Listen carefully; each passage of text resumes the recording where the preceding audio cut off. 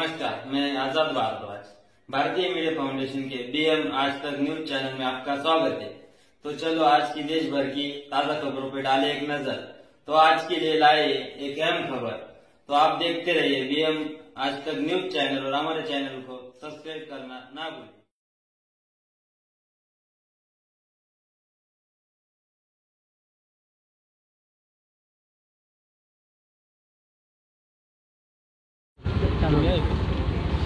Sir, आपलं नाव?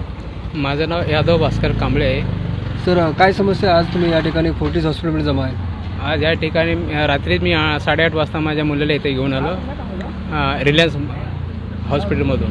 8:30 वाजता इथं ॲडमिट केलं। त्यानंतर मुलीची तब्येत चांगली होती, त्याचे म्हणजे हातपाय हालत होते, थोडं आम्हाला प्रतिसाद देत होते असं आम्हाला जाणवलं, म्हणून आम्ही ते ॲडमिट केलं। आज दुपारपर्यंत चांगलीच होती मुलगी।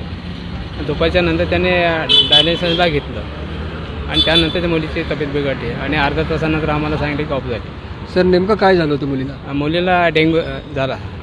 त्यानंतर आम्ही प्रथम साई सिद्धी तुर्बे ह्या ठिकाणी उपचारासाठी पाठवलं। तिथे त्याला म्हणलं की रक्त वगैरे चेक करायला लागेल। आम्ही रक्त वगैरे चेक केलं, तिथं एकदम पॉझिटिव्ह आहे सांगितलं, म्हणजे नॉर्मल आहे सांगितले त्यांनी, नॉर्मल आहे सांगितलं। 2 दिवस तिथे ठेवलं, पण जास्त झाल्यानंतर त्यांचंच हॉस्पिटल आहे निर्मल कोपरखेडणे या ठिकाणी। मग तिथे 2 दिवसाचे इथं हलवलं, इथे 2 दिवस ठेवले।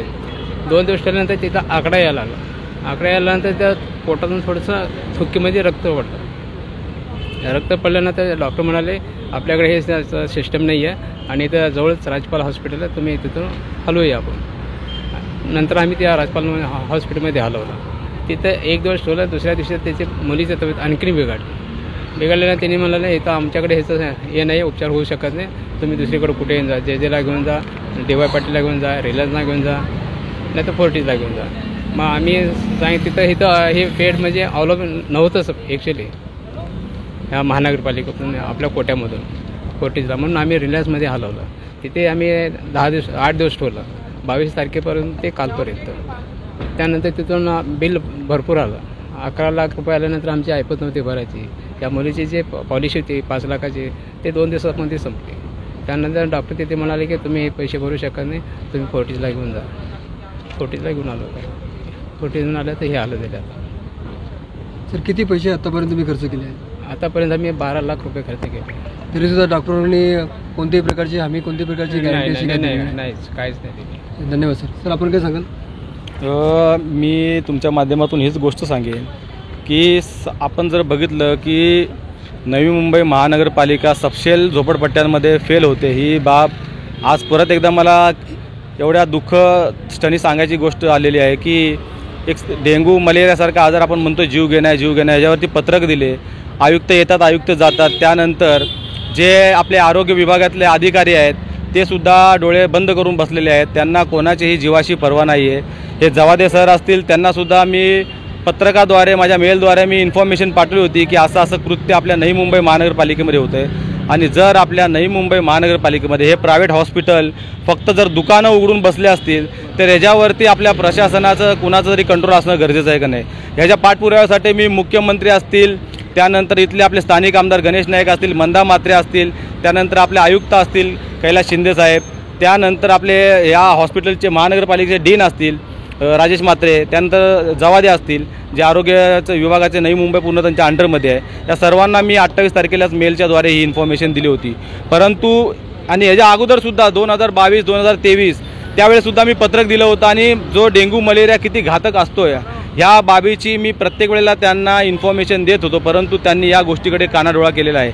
फक्त काही लोक राजकारण करण्यासाठी पुढाकार घेतात आणि शोबाजी करतात, परंतु ही गोष्ट त्यांच्या अजूनपर्यंत लक्षात येत नाही की गरीबातली गरीब जर घरातली भले कोणाचीही मुलगी असेल ती त्या घरातली ती राजकुमारी असते, भले तो कोणताही मुलगा असला तरी तो घरातला तो राजकुमार असतो। परंतु या ज्या सोंग घेतलेल्या लोकांना किंवा राजकीय क्षेत्रातलं सोंग घेणाऱ्या लोकांना किंवा राजकीय क्षेत्रामुळे काही जे अधिकारी आहेत नवी मुंबई महानगरपालिकेचे भ्रष्ट झालेले, त्यांच्या डोळ्यावरती जोपर्यंत त्यांच्या घरामधून अशी कोणी व्यक्ती मरणार नाही किंवा एक्सपायर होणार नाही तोपर्यंत त्यांचे डोळे उघडणार नाहीत।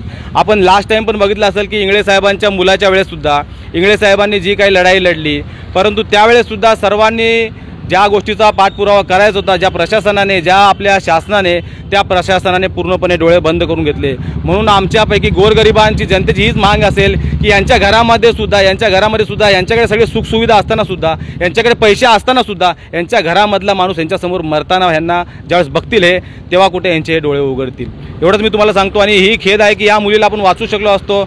महानगरपालिकाच नाही, जे साधे हॉस्पिटल जे खोलून ठेवलेले आहेत आपण, ज्या ठिकाणी हे चांगले MD बिमडी हे त्या ठिकाणी येतात आणि इलाज करण्यासाठी इथे मोठे मोठे काही पदवी घेऊन, जे काही बाहेरून पदव्या घेऊन येतात डॉक्टर, यांच्या पदव्यांची चाचणी या माध्यमातून केलीच पाहिजे. खरंच हे जे आता आपण बघतोय की काही लोक भ्रष्टपणे आपलं पत्रक घेऊन सरळ कुठे पण कामाला लागतात, त्या पद्धतीने हे डॉक्टरसुद्धा असं काम करतात. आणि ह्याची चौकशी करणं गरजेचं आहे. आणि या पाठपुराव्यासाठी आम्ही त्या जेवढे संबंधित हॉस्पिटल असतील आणि जेवढे डॉक्टर असतील त्यांना याच्यावरती आम्ही माफी करणार नाही. याच्यावरती तोडगा प्रशासनाला, पोलीस स्टेशनला या गोष्टीवरती काढणंच भाग आहे. नाही जर याच्यावरती प्रशासनाने काढलं तर येणाऱ्या काही दिवसामध्येच आम्ही आयुक्तालयावरती मोर्चा काढू आणि तिथे आंदोलनासाठी आम्ही सगळे आमरण उपोषणासाठी आम्ही तिथे बसू. म्हणजे प्रायव्हेट हॉस्पिटलद्वारे तुम्हाला असं वाटतं की गरीब लोकांची, गरीब जनतेची लूट होत आहे? अक्षरशः लूटच होते ना गरीब जनतेची. होतंय काय की आता बघा तुम्ही, जे कोकिलाबेन धीरूभाई अंबानी हॉस्पिटल आहे, एवढं प्रतिष्ठित हॉस्पिटल आहे. अनिल अंबानींनी त्यांच्या आईच्या नावाने हे हॉस्पिटल सुरू केलेलं आहे. का की लोकांची समाज सेवा करण्यासाठी हे सुरू केलेलं आहे. परंतु त्या ठिकाणी बिपिन सारखा व्यक्ती जो बसलेला आहे तो एवढा माजरखोर आहे. तो सरळ बोलतो की तुम्ही बाप आहात. म्हणजे जी मुलगी हॉस्पिटल ICU मध्ये आहे त्यांना सरळ सांगतात की तुम्ही बाप आहात, तुमच्या पद्धतीने तुम्ही पण खर्च करा. अरे पण बाबा, तू ज्या खुर्चीवर बसलाय त्या पॉलिसीमुळेच तर तू खुर्चीवर बसला ना. म्हणजे यांची मुजोरी एवढी चालली आहे, गोरगरिबांवरती अत्याचार एवढे चालले आहेत, परंतु याच्यावरती कुणाचंही लक्ष नाही आहे. भले ही बाब आपण लक्षात आणून दिली सुद्धा यांचं कुणाचं लक्ष नाही आहे. तुम्ही तुमचा ऑप्शन काय असेल? पुढचं ऑप्शन मी आता जसं सांगितलं की जर याच्यावरती या संबंधित अधिकारी असतील, महानगरपालिकेचे अधिकारी असतील आणि हॉस्पिटलमधले जे डॉक्टर्स असतील, यांच्यावरती जर कारवाई करण्यात नाही आली तर काही दिवसामध्ये, येणाऱ्या काळामध्ये आम्ही आयुक्तालयासमोर मोर्चा पण काढू आणि तिथे आमरण उपोषण. महानगरपालिकाच नाही, जे साधे हॉस्पिटल जे खोलून ठेवलेले आहेत आपण, ज्या ठिकाणी हे चांगले MD बिमडी हे त्या ठिकाणी येतात आणि इलाज करण्यासाठी इथे मोठे मोठे काही पदवी घेऊन, जे काही बाहेरून पदव्या घेऊन येतात डॉक्टर, यांच्या पदव्यांची चाचणी या माध्यमातून केलीच पाहिजे. खरंच हे जे आता आपण बघतोय की काही लोक भ्रष्टपणे आपलं पत्रक घेऊन सरळ कुठे पण कामाला लागतात, त्या पद्धतीने हे डॉक्टरसुद्धा असं काम करतात. आणि ह्याची चौकशी करणं गरजेचं आहे. आणि या पाठपुराव्यासाठी आम्ही त्या जेवढे संबंधित हॉस्पिटल असतील आणि जेवढे डॉक्टर असतील त्यांना याच्यावरती आम्ही माफी करणार नाही. याच्यावरती तोडगा प्रशासनाला, पोलीस स्टेशनला या गोष्टीवरती काढणंच भाग आहे. नाही जर याच्यावरती प्रशासनाने काढलं तर येणाऱ्या काही दिवसामध्येच आम्ही आयुक्तालयावरती मोर्चा काढू आणि तिथे आंदोलनासाठी आम्ही सगळे आमरण उपोषणासाठी आम्ही तिथे बसू. म्हणजे प्रायव्हेट हॉस्पिटलद्वारे तुम्हाला असं वाटतं की गरीब लोकांची, गरीब जनतेची लूट होत आहे? अक्षरशः लूटच होते ना गरीब जनतेची. होतंय काय की आता बघा तुम्ही, जे कोकिलाबेन धीरूभाई अंबानी हॉस्पिटल आहे, एवढं प्रतिष्ठित हॉस्पिटल आहे. अनिल अंबानींनी त्यांच्या आईच्या नावाने हे हॉस्पिटल सुरू केलेलं आहे. का की लोकांची समाज सेवा करण्यासाठी हे सुरू केलेलं आहे. परंतु त्या ठिकाणी बिपिन सारखा व्यक्ती जो बसलेला आहे तो एवढा माजरखोर आहे. तो सरळ बोलतो की तुम्ही बाप आहात. म्हणजे जी मुलगी हॉस्पिटल ICU मध्ये आहे त्यांना सरळ सांगतात की तुम्ही बाप आहात, तुमच्या पद्धतीने तुम्ही पण खर्च करा. अरे पण बाबा, तू ज्या खुर्चीवर बसलाय त्या पॉलिसीमुळेच तर तू खुर्चीवर बसला ना. म्हणजे यांची मुजोरी एवढी चालली आहे, गोरगरिबांवरती अत्याचार एवढे चालले आहेत, परंतु याच्यावरती कुणाचंही लक्ष नाही आहे. भले ही बाब आपण लक्षात आणून दिली सुद्धा यांचं कुणाचं लक्ष नाही आहे. तुम्ही तुमचा ऑप्शन काय असेल? पुढचं ऑप्शन मी आता जसं सांगितलं की जर याच्यावरती या संबंधित अधिकारी असतील, महानगरपालिकेचे अधिकारी असतील आणि हॉस्पिटलमधले जे डॉक्टर्स असतील यांच्यावरती जर कारवाई करण्यात नाही आली तर काही दिवसामध्ये, येणाऱ्या काळामध्ये आम्ही आयुक्तालयासमोर मोर्चा पण काढू आणि तिथे आमरण उपोषणासाठी आम्ही सुद्धा बसू. धन्यवाद सर. आपण काय सांगाल? फार दुःखद घटना घडलेली आहे. कारण हा जो या माणसावरची वेळ जी आलेली आहे, आता माझे मित्र YV कांबळे साहेब, आठवण माझ्या मुलाची करून दिली यांनी की 27 वर्षाची त्यांची मुलगी आणि माझा मुलगा पण 27 वर्षाचा. अशा परिस्थितीमध्ये बापावरती काय बीतते ते फक्त मीच समजू शकतो. 22 तारखेला जेव्हा मला YV कांबळे साहेबांचा फोन आला की त्याने बोललं की साहेब, माझी मुलगी फार क्रिटिकल झालेली आहे आणि तिला राजपाल हॉस्पिटलमधनं रिलायन्स कोकिलाबेन जो हॉस्पिटल तिथं नेत आहे, एवढं माहिती होत असताना मी त्या ठिकाणी गेलो, तिथली परिस्थिती बघितली. त्या मुलीवरती जो उपचार चालू होता, जिची परिस्थिती जे बिल वाढत होतं, पण ती मुलगी काय कव्हर होत नव्हती. त्या मुलीचा जो असं वाटत होतं की मुलगी जी मृत्यूशी झुंज देते त्याच्याबद्दल ती अपेक्षित आहे की मी जिवंत होऊ शकते, राहू शकते. निव्वळ त्या लोकांनी हाय त्या स्थितीमध्ये कुठली दवा दिली, काय दिली, तिला फक्त 6 दिवस. म्हणजे तुम्हाला डॉक्टरांचा याच्यामध्ये पूर्णपणे निष्काळजीपणा आहे. निष्काळजीपणा डॉक्टरचा असला पाहिजे. कारण काय झालेलं आहे की त्या अर्थी आपला जो हॉस्पिटल आहे त्या हॉस्पिटलमध्ये आपण जातो कशाला, की जर दुसऱ्या हॉस्पिटलमध्ये त्याचा इलाज होत नसेल तर आपण मोठ्या हॉस्पिटलमध्ये जातो. आज जवळजवळ ह्या माणसांनी जर 11 लाख रुपये जर त्या हॉस्पिटलमध्ये खर्च केले तर तिथं काय ते थोडी कव्हर व्हायला पाहिजे होती. बरे त्यातूनच नाही आहे.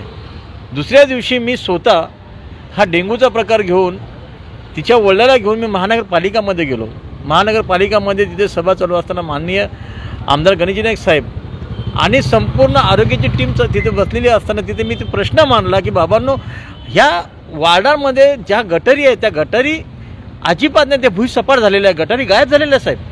गटारी गायब झाल्या कारण ते सांडपाणी जे आहे ते पूर्ण आपल्या परिसरामध्ये येते, त्याच्यामुळे तो डेंग्यू पसरतोय.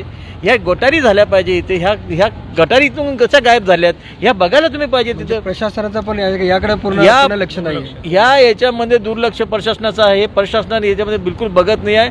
महानगरपालिका असे झोपटीला असं समजतं की तिथं माणसं राहत नाही. मी बोललो, संपूर्ण लोकांसमोर बोललो की काय तुर्बा स्टोरमध्ये जे झोपटी एरिया आहे तिथे जनावरं राहतात का, माणसं राहत नाहीत का. आज ह्या बापावरची जे बितलेली आहे, आज त्यांची मुलगी आहे ती रिलायन्समध्ये मृत्यूशी झूज घेते.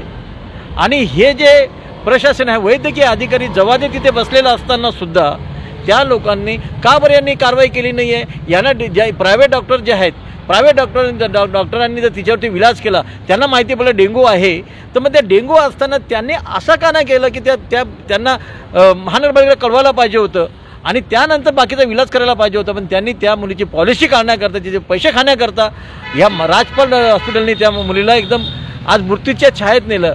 आणि 6 दिवस त्या मुलीने आपल्या मृत्यूची झूंज देत असताना आम्ही माननीय आमदार गणेशजी नाईक साहेब यांच्या माध्यमातून, माननीय संदीपजी नाईक साहेब यांच्या माध्यमातून 40 सारख्या ठिकाणी बेड उपलब्ध करून घेतले. आणि आम्हालासुद्धा आशा होती, आज मुलगी थोडी हालचाल करत होती, आम्हाला आशा होती की मुलगी त्या मृत्यूच्या छायातून बाहेर येईल, पण तिथून काय ती आलेली नाही आहे.